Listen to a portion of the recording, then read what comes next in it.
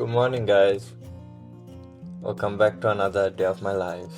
এই মুহূর্তে ব্রেকফাস্ট করতেছি এগ।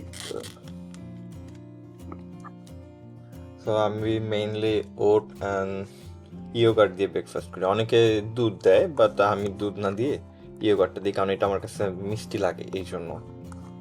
আর সাথে হচ্ছে সবসময় চেষ্টা করি কফি না খেয়ে পানি খাওয়ার জন্য। পানির সাথে করি কি, এই একটা মধু আছে আর কি, এটা খাঁটি মধু কিন্তু 1000 গ্রাম। এটা আমি কিনছিলাম 17 RMB। এটা হচ্ছে লোকাল ফার্মাররা বিক্রি করতেছিল, মানে বাংলাদেশে যেমন করে ওই রকমই আর কি, যে চাক থেকে মধু নেওয়ার পরে ওরা আর কি বিক্রি করতেছিল, ওইখান থেকে কিনছিলাম। সকালে ঘুম থেকে ওঠার পর না প্রচুর ক্ষুধা লাগে, চুল টুল এলোমেলো হয়ে আছে, চুল টুল ঠিক করতে হবে। দেখেন আমার টেসলাটা এখানে রাখছি কালকে, কিন্তু এর সামনে মানুষ কিভাবে বাইক রাইখা দিচ্ছে তাদের, তো এগুলো সরাইতে হবে, নাহলে তো বের হইতে পারবো না।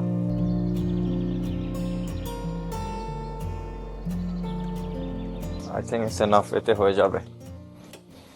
তো আমি মাঝে মাঝে এইখানে অফিসে আসার পর সকালে একটু বসার পরে হয়তো বা কফি টফি খাই, যদি ওয়েদার ভালো থাকে তাহলে, কারণ নর্মালি এখানে তো ঠান্ডা অনেক বেশি পড়ে। এখানে কি সুন্দর করে গাছ গাছছে না, বাট ঠিকভাবে পানি না দেওয়ার ফলে গাছগুলো মরে যাচ্ছে। এগুলো হয়তো বা শখে গাছছে, আমার মনে হয় না এগুলো এক্সপেরিমেন্টাল ট্রি। অলরাইট গাইস, তো এইখান থেকে না পাহাড় দেখা যাচ্ছে, চলেন আপনাদের পাহাড় দেখাই। দেখতে পাচ্ছেন ওই যে দূরে, এগুলো ওইটা কিন্তু পাহাড়। এই পাহাড়কে বলে হচ্ছে ছিশান। মানে এই শহরের বড় দুইটা পাহাড় আছে, একটা হচ্ছে চিনশান, একটা হচ্ছে ছিশান। আজকের ওয়েদার অনেক জোস, দেখেন আকাশ কতটা নীল, একদম সেরা ওয়েদার।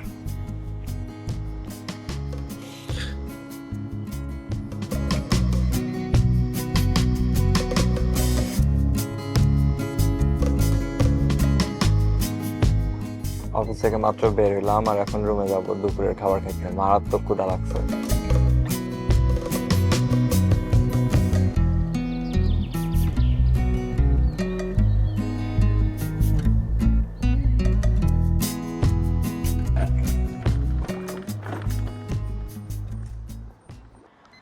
রুমে খাওয়া দাওয়া শেষ করে অফিসে আসলাম, এবং আসার পথে ভাবলাম এইরকম ওয়েদার না পুজোতে পাওয়া অনেক রেয়ার। তো অনেক লাকি আমরা যে এই বছর এত সুন্দর ওয়েদার পাচ্ছি। তো এই জন্য ভাবলাম একটু সময় কাটাই, তারপর অফিসে যাব কাজ করে। আজকে রাতে আমাদের মিটিং আছে, সো আবার মিটিংয়ে যাইতে হবে, এবং ওই ক্যাম্পাস আবার আমাদের এই ক্যাম্পাস থেকে না অলমোস্ট 11 কিলোমিটার দূরে।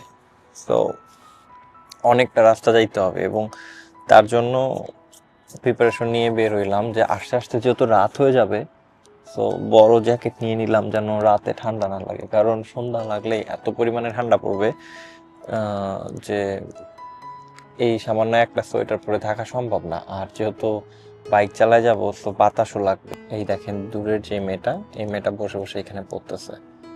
আমি একটু জুম করি, দেখেন একা পড়তেছে, কাউকে ডিস্টার্ব করতেছে না, সেইখানে নিজের মতো বসে বসে পড়তেছে।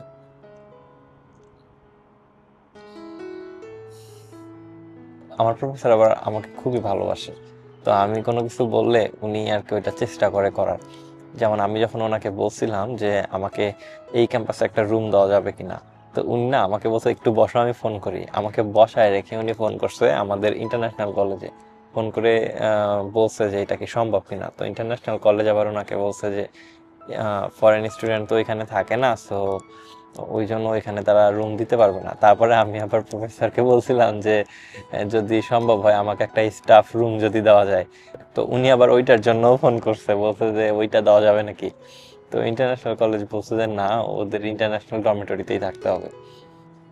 তো এই জন্য বাধ্য হয়ে পরে আর কি উনি আমাকে সরি বলতেছে যে আমি তোমার জন্য এটা করতে পারলাম না, বাট আমি চেষ্টা করবো তোমাকে ওইখানে একটা অফিস দেওয়ার জন্য। সো ফাইনালি উনি যেটা বলছে সেটা করছে, একটু টাইম লাগছে, কিন্তু উনি আমাকে এইখানে একটা অফিস দিচ্ছে। এইটা আমার জন্য হয়তোবা আমার একাডেমিক লাইফের সবচেয়ে বড় অ্যাচিভমেন্ট, যে আমার ফার্স্ট পেপার পাবলিকেশন হয়ে গেছে একটা Q1 জার্নালে। So it's a very reputed journal. আজকে আমার খুব কাছের একজন বন্ধু বলবো না ভাই বলবো বুঝতেছি না, আমি যখন জিয়াংসুতে আন্ডারগ্রাডে ছিলাম তখন ওনার সাথে আমার খুব ভালো বন্ধুত্ব ছিল, এবং এখনও আছে। এখন উনি জেজিয়াং ইউনিভার্সিটিতে আছে আর আমি ফুজোতে। তো আমাদের মাঝে এখনো কথা হয়। তো উনি এই মুহূর্তে পোস্টডক করতেছে, সেকেন্ড পোস্টডকে আছে, এরপরে হয়তো অ্যাসোসিয়েট প্রফেসর হয়ে যাবেন। তো উনি জিয়াংসুতে পিএইচডি করতো আর আমি আন্ডারগ্রেড করতাম। তো আমাদের এত ভালো ফ্রেন্ডশিপ ছিল।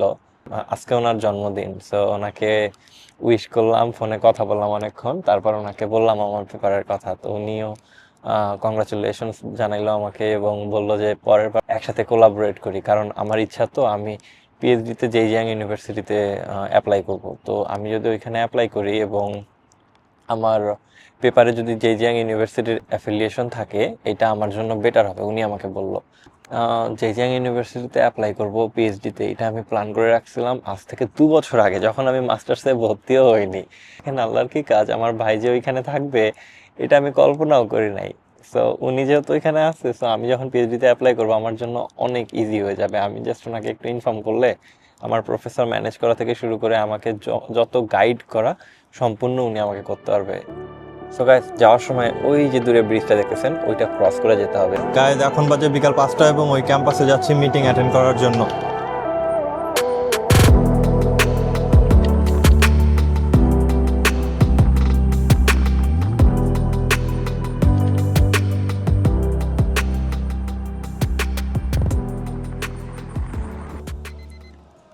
হ্যালো গাইস, সো আসলাম মাত্র এখানে, and আসার পরে ফার্স্ট থিং ফার্স্ট ক্ষুধা লাগছে অনেক, সো খাওয়া দাওয়া করবো। অ্যান্ড আমার খাওয়া দাওয়ার সঙ্গী হচ্ছে ব্যাচেলার পয়েন্ট।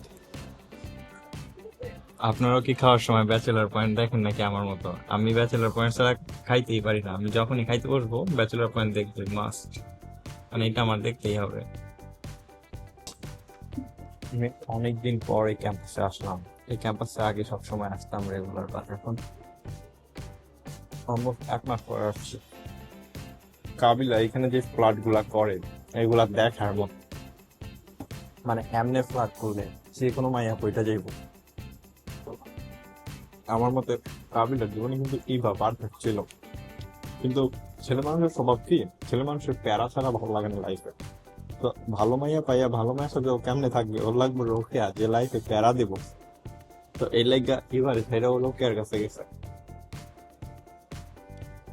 তো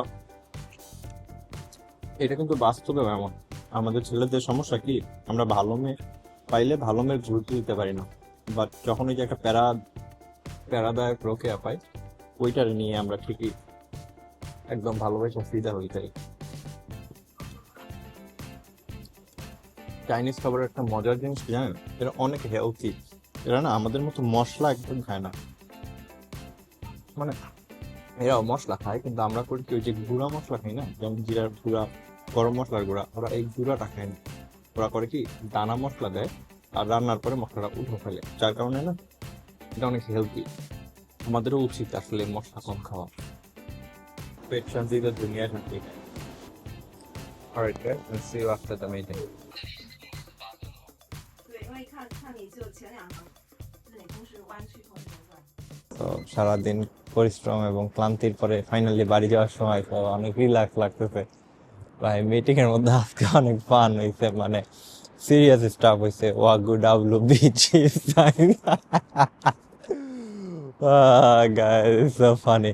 যারা সায়েন্স ফিল্ডে কাজ করে এদের লাইফ আসলে অনেক funny. By the way guys, so আজকের ভিডিও এখানেই শেষ করতেছি। ভালো থাকবেন সবাই, পিস।